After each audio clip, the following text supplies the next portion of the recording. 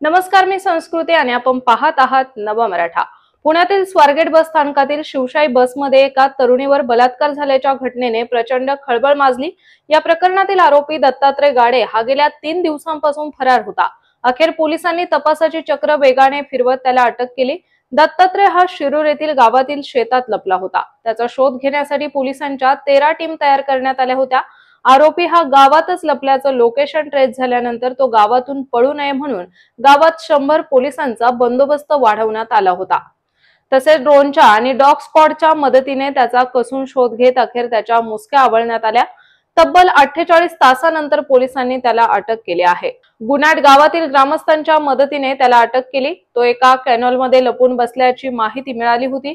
गावातल्या शेतात अनेक तास शोध मोहीम केल्यानंतर अखेर त्याचा शोध लागला। पोलिसांनी शेत पिंजून काढून त्याला बेड्या ठोकल्या। सध्या आरोपीला लष्कर पोलीस ठाण्याच्या लॉकअप मध्ये आणून ठेवला आहे। आज सकाळी 11 वाजता त्याला कोर्टात हजर करण्यात येणार आहे। तर अशाच माहितीपूर्ण बातम्यांसाठी चॅनलला सबस्क्राइब नक्की करा।